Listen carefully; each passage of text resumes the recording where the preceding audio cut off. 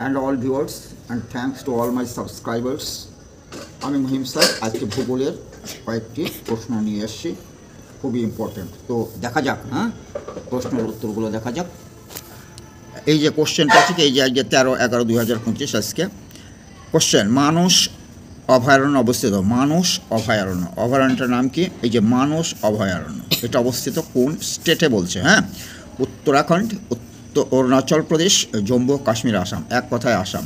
মানস আসাম, মানস এই যে শয়ের আসাম, আসাম, তাই না? এটা বহুতবার পরীক্ষায় দিয়েছে এটা। 2 নম্বর প্রশ্ন কি আছে? খাইবার পাস, একটা পাস, একটা রাস্তা পাহাড়ের ভিতর দিয়ে হবে সম্ভবত।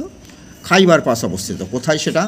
সেটা বাংলাদেশে, ভারতে, পাকিস্তান এবং ভুটানে। খাইবার পাস কিন্তু পাকিস্তানে অবস্থিত, একটা পাস খাইবার পাস, যেটা পাকিস্তানে অবস্থিত।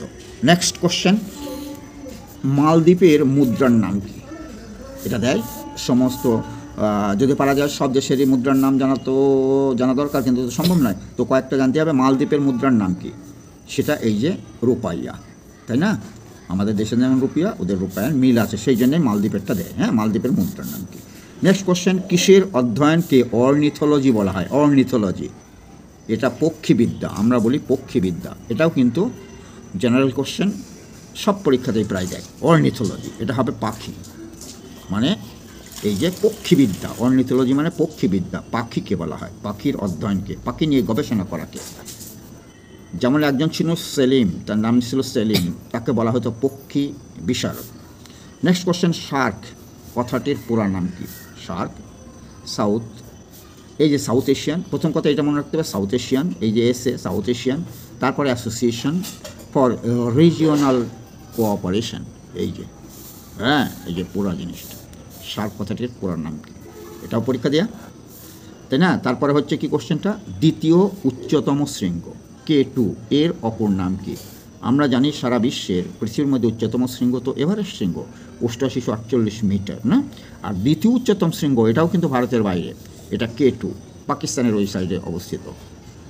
এটার অপর নাম কি? তখন অপর নাম বলতে হবে গড ইন অস্টিন। K2-র অপর নাম হচ্ছে গড ইন অস্টিন, তাই নয় কি? নেক্সট কোশ্চেন, ভারতের যে বনভূমিতে মানুষের অবাধ প্রবেশ নেই, বনভূমি মানে ফরেস্ট এরিয়া কভার করা আছে, কিন্তু মানুষের অবাধ প্রবেশ নেই, মানুষ প্রবেশ করতে পারবে না, যে যাবো গিয়ে দেখে আসবো এরকম না, তাকে বলা হয় জাতীয় উদ্যান। জাতীয় উদ্যান যেমন কানহা জাতীয় উদ্যান আছে না, করবেট ন্যাশনাল পার্ক আছে, এইগুলো আর কি, তাকে জাতীয় উদ্যান বলে। এরকম না কিন্তু সুরক্ষিত অরণ্য, সংরক্ষিত অভয়ারণ্য, এগুলো কিন্তু যাওয়া যায়, মানুষের অবাধ প্রবেশ আছে, বলেছে অবাধ প্রবেশ নেই কথা আছে, এটা হবে জাতীয় উদ্যান, তাই নয় কি? Important question. তারপরে এখানে চলে আসি, এখানে কি বলছে? পশ্চিমবঙ্গের নদী ও শহর। পশ্চিমবঙ্গের নদী ও শহর, পশ্চিমবঙ্গকে এড়িয়ে গেলে চলবে না। তো পশ্চিমবঙ্গকে নিয়ে ওয়েস্ট বেঙ্গল যে পিএসসি বা বিশ্ববিদ্যালয় কমিশন যে পরীক্ষাগুলো নেয়, পশ্চিমবঙ্গ থেকে অনেক প্রশ্ন যায়। এই যে হুগলি নদী আছে না, হুগলি তো এই গঙ্গারই, ভাগীরথী হয়ে হুগলি, বিভিন্ন নাম আছে গঙ্গার বিভিন্ন জায়গায়, বাংলাদেশে গেলে তার নাম পদ্মা হয়ে যায়। তো কলকাতার কাছাকাছি হুগলি নদী, তাহলে সেটা কলকাতা হবে, কলকাতা হলে হাওড়া হবে, হাওড়ার আগেই তো কলকাতা, না, কলকাতা, হাওড়া, ব্যারাকপুর, চন্দননগর, এই পর্যন্ত হবে, তাই নয় কি? এইটা হবে কলকাতা, হাওড়া, ব্যারাকপুর, চন্দননগর, এই শহরগুলো সব হুগলি নদীর তীরে অবস্থিত, তাই না? তাহলে হুগলি, ভাগীরথী নদী তো একটাই, এই ভাগীরথী তীরে যখন হবে তখন কিন্তু আরও আমাদের এইদিকে বলছে, এই নদিয়ার দিকে চলে আসবে, বাবা নদিয়া বা এই মুর্শিদাবাদ দিকে চলে আসবে ভাগীরথী নদী। তো বহরমপুর, অবশ্যই বহরমপুর নাম করা জায়গা, পলাশী হিস্টোরিক্যাল প্লেস, নবদ্বীপ, শান্তিপুর, এটা সুন্দর করে দেওয়া আছে না, ভাগীরথীতে এই 4টে শহর অবস্থিত। দামোদর নদ, এটা হচ্ছে সাধারণত এই বর্ধমানে হবে, তাই না? দামোদর, দুর্গাপুর, রানীগঞ্জ, আসানসোল, সব এই যে industrial area, plus Bardhaman city, এটাও কিন্তু বর্ধমান শহরটাও কিন্তু দামোদর নদীর তীরে অবস্থিত। তারপর হচ্ছে মহানন্দা চলে যাবে মালদার দিকে। ইংলিশ বাজার, ইংলিশ মালদা আছে, মালদা, ইংরেজ বাজার বা ইংলিশ বাজারও বলা হয় শিলিগুড়ি, এই 3টি ইম্পর্ট্যান্ট। পশ্চিমবঙ্গের প্রায় শহরগুলোই হয়ে যাবে, কিন্তু কভার হয়ে যাবে। চূর্ণী নদী চলে আসবো আমাদের নদিয়া ডিস্ট্রিক্টে, চূর্ণী, রানাঘাট, চাকদা, এই 2টো শহর।